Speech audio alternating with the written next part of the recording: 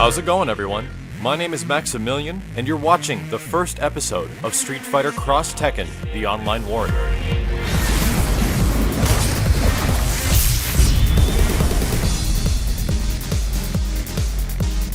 For those that might not have caught on to the Online Warrior series for previous fighting games, I'm going to give you a little bit of a brief introduction to what we're going to be offering with Street Fighter X Tekken and the Online Warrior as it goes on for the next few months and hopefully longer than that.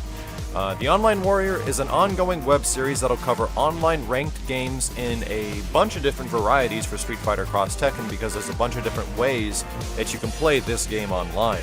Throughout these matches, we're going to be doing things like match analysis, maybe some character breakdowns, information regarding current updates of the game, and any other topics I think that are worthy of discussion as far as getting your feedback and input regarding a lot of these things. And right now, there's a lot of stuff with Street Fighter X Tekken that is definitely causing up a stir, and it's going to be pretty interesting to get your opinion, and I'm going to try to do the best to summarize what I think about what's going on as well.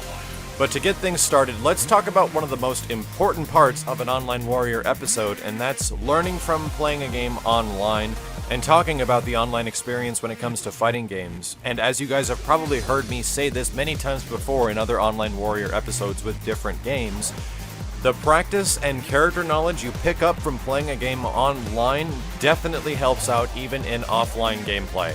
As far as like character matchups and even combo experience and this stuff, dealing with like a little bit of input leniency, there are a lot of players that got their skill from playing online and do very well in competitive play if that's your goal. But for a lot of people who don't have local scenes to play like fighting games around other real life people, the convenience of playing online is an amazing asset, and it can be really beneficial for a lot of players who are lacking that variety. And on that topic, let's get into the online functionality of Street Fighter X Tekken. And unfortunately, at the moment, the online experience for Street Fighter X Tekken isn't an exact, like, perfect slate. There's some things that are definitely causing some issues with the online gameplay right now. However, they seem to be very like apparent. Like it should seem very obvious that these issues are going to get fixed very soon. At least I hope so. But let's just run down to name a few. The first biggest problem with Street Fighter X Tekken online is that the sound cuts out. You get this usually in certain games like Third Strike and Street Fighter HD Remix that were Xbox Live Arcade downloadable titles that used GGPO and had like a rollback system where sometimes you would hear the animations you would hear the moves go through and like see the animations sometimes, and then the game would roll back what happened, and that didn't actually happen when you're in a laggy environment or an environment that doesn't have the best connection.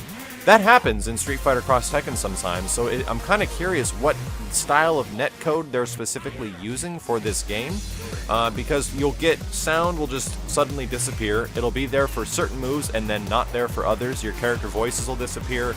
The music constantly plays, but when you rely a lot on the sound of your combo going through, which I realize it really affects me, it's pretty jarring, and it's really hard to say if this is directly affecting other elements of online play. Like, I'm thinking that there's like a frame skip every once in a while, and it turns out there wasn't really a frame skip. There was like the sound like cutting out, and it just gives the impression of it. So as I was reviewing some footage, it felt like that when I was playing, but when I went back and looked at it, it was just the sound like immediately cutting out on whatever move I was using.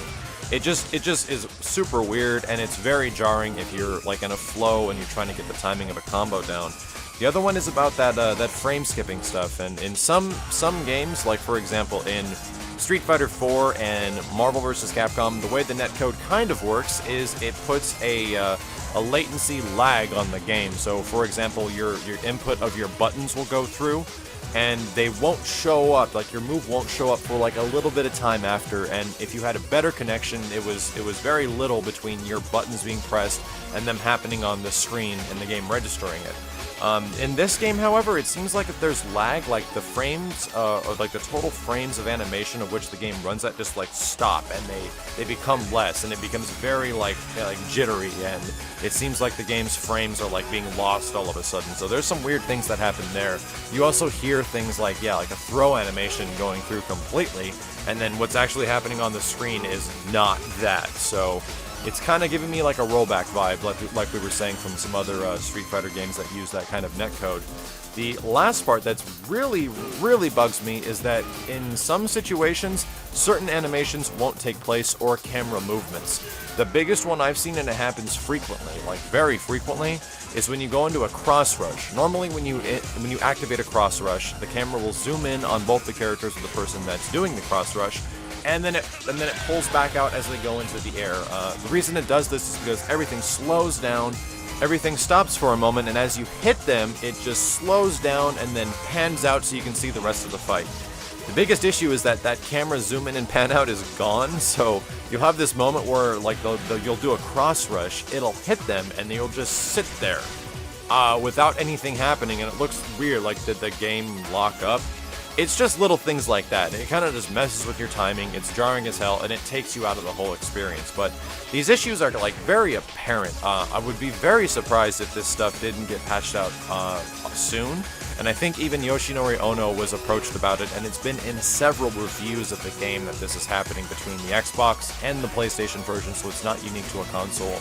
And Ono was saying, I think that they're aware of it, and they're looking to take care of it as soon as possible, so I really hope so. And during the course of you guys watching these online games happening in the background right here, you might maybe hear it happen every once in a while. But if you go into replay mode and you recapture the games that you just had through your battle log, you'll actually not experience that. It'll just show you the game that happened in real time, no sound problems, nothing like that. So that's about it with the initial introduction of the stuff that's wrong with Street Fighter X Tekken. The good news, however, is that when connections are stable and it runs well, it feels really good. Like, I can't even give you like a real accurate comparison because it doesn't really feel like the netcode of Street Fighter 4. It doesn't really feel like the netcode of Marvel. It kind of feels like GGPO, but I think we'll just need a little bit more time to play the game a lot online to get a better understanding of what's going on.